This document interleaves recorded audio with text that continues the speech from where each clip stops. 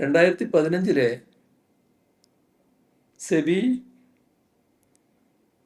Listing of obligation and disclosure requirement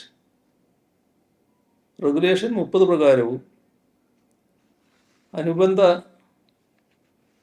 circular പ്രകാരവും Adani group സെബിക്ക് നൽകിയ അപേക്ഷ മാനദണ്ഡങ്ങൾ പാലിച്ചുകൊണ്ടുള്ളതല്ല. ഇത്തരം കാര്യങ്ങളിൽ കൃത്യമായി മാനദണ്ഡങ്ങൾ പാലിച്ചു പോകേണ്ടതാണ്.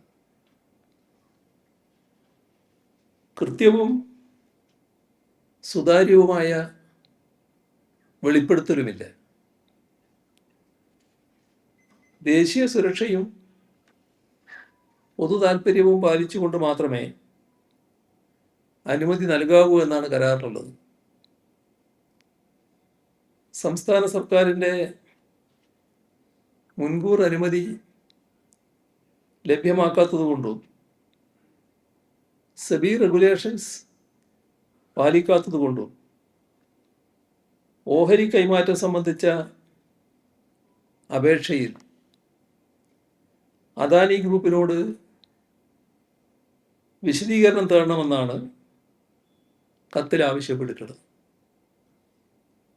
അതോടൊപ്പം തന്നെ ഇതിന്മേൽ മറ്റ് മേൽ നടപടികൾ സ്വീകരിക്കണമെന്നും കത്തിൽ ആവശ്യപ്പെട്ടിട്ടുണ്ട്.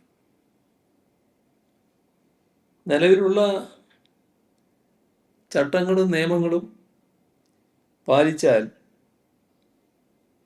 അദാനി ഗ്രൂപ്പിൻ്റെ ആവശ്യം നിലനിൽക്കുന്നതല്ല എന്ന് കാണാൻ കഴിയും. സംസ്ഥാന സർക്കാർ അദാനി ഗ്രൂപ്പിനെ രക്ഷിക്കാൻ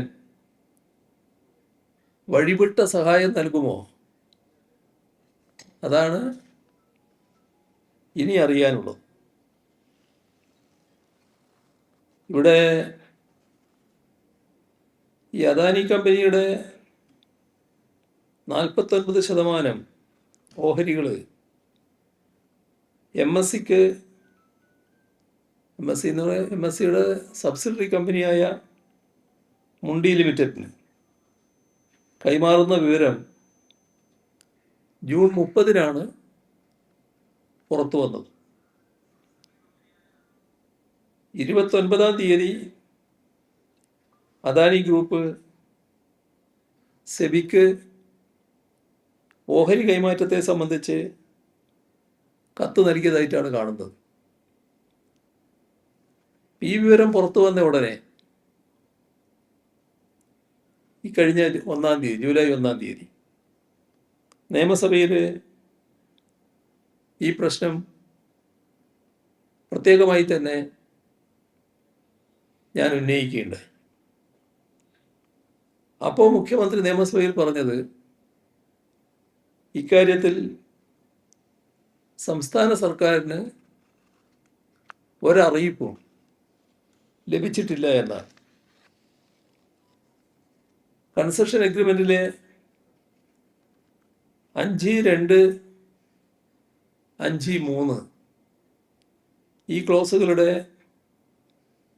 നഗ്നമായ ലംഘനമാണ് അദാനി ഗ്രൂപ്പിൻ്റെ ഓഹരി കൈമാറ്റം, അതിനുള്ള നീക്കം എന്നത് ആ ഘട്ടത്തിൽ സൂചിപ്പിച്ചതായിരുന്നു.